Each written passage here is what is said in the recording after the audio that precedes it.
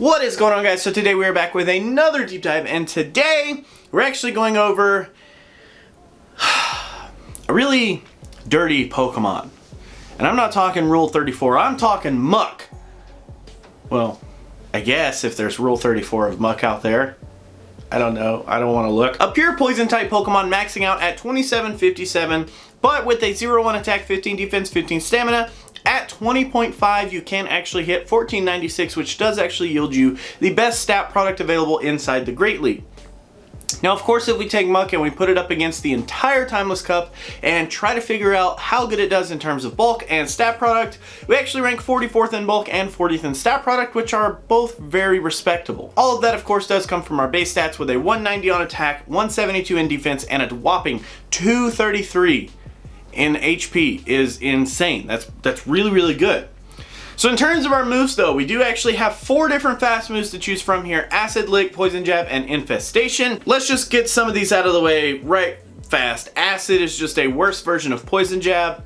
Let's not even worry about that one. Lick is a legacy move, and for what it's worth, it's decent, but Poison Jab just has all around better numbers.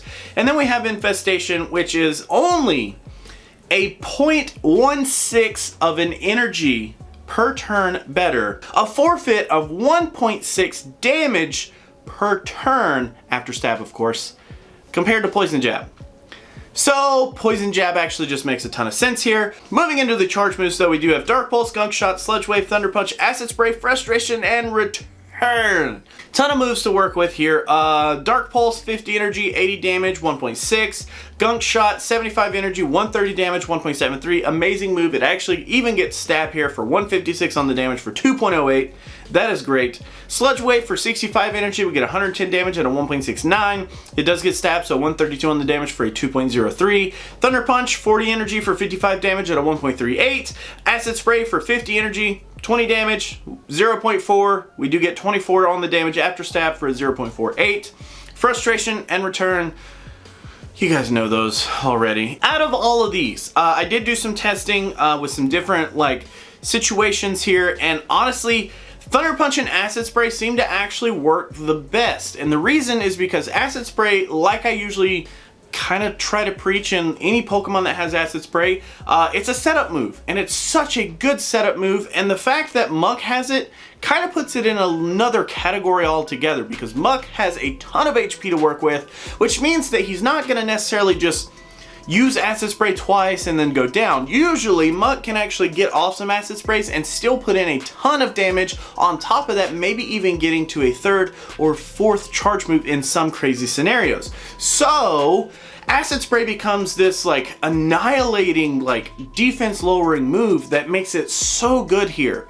And it just really sets in well. So the only thing that I could honestly suggest outside of that is to choose a move that has relatively low energy costs, because at the expense of getting off 2 Acid Sprays, you're gonna need a tiny bit more help just to really secure the deal, because Acid Spray, while it is lowering defense, it doesn't gain a ton of damage by doing so, so you need something that's gonna really hit home when you need it.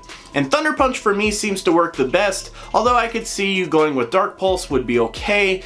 Even Return here wouldn't be horrible, but I'm just still not a big fan of it. So for the purposes of this video, we are going to go with Poison Jab, Thunder Punch, and Acid Spray. I do think it is going to work out the best for us here. So moving on to some shield scenarios, we do have our entire cup starting out in the 0 versus 0 is a 36.5. In the 2 versus 0, we have an 86.5.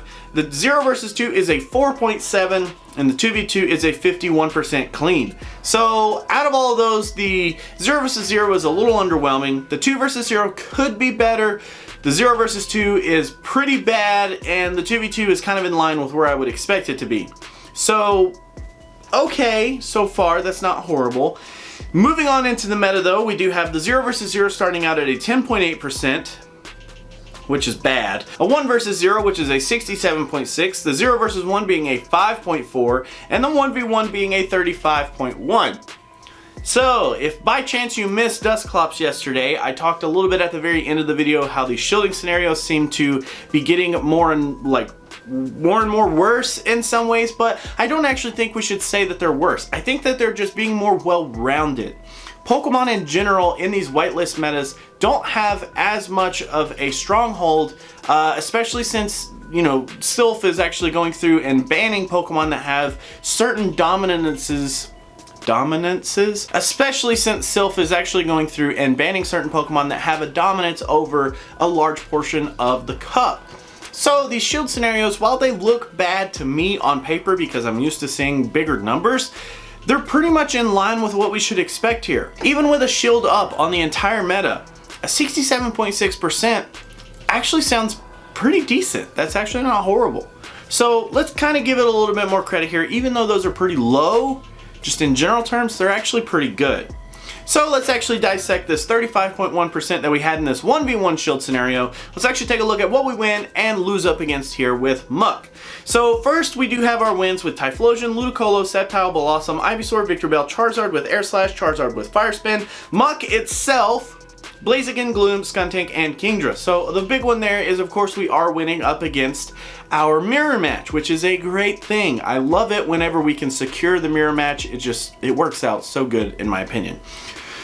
Moving on to our losses though, we do have a couple of ties which are featured in the top right hand corner there. Torkoal, Lapras, and Castform in its Sunny form are all going to be ties. Then we move into the straight up losses with Celio, Lantern with Water Gun, Meganium, Castform in its Rainy form, Haunter, Venusaur, Banette, Blastoise, Dragonair, Shelgon, Frostlass, Venomoth, Ninetales, Castform in its Snowy form, Lantern with Charge Beam, Glalie, Drapion, Sudowoodo, Swampert, Quagsire, and Whiscash rounding out the bottom there. So after looking at a ton of these losses, I did actually come up with some categories that we can pretty much set up to kind of show what Muk's biggest threats are and what you can really pair with Muk to help you out if you do plan on running him.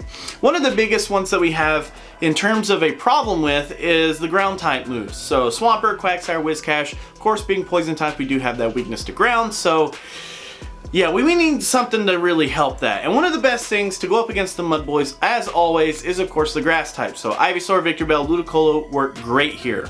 Next, we actually have the Ice type, which do give us some problems. Things like Glalie, Castform in its Snowy form, and even Frostlass do give us some problems. And one of the best things to go up against those would be a Fire type, right? Things like Castform in its Sunny form, Blaziken, or even Torkoal would actually do a big help there.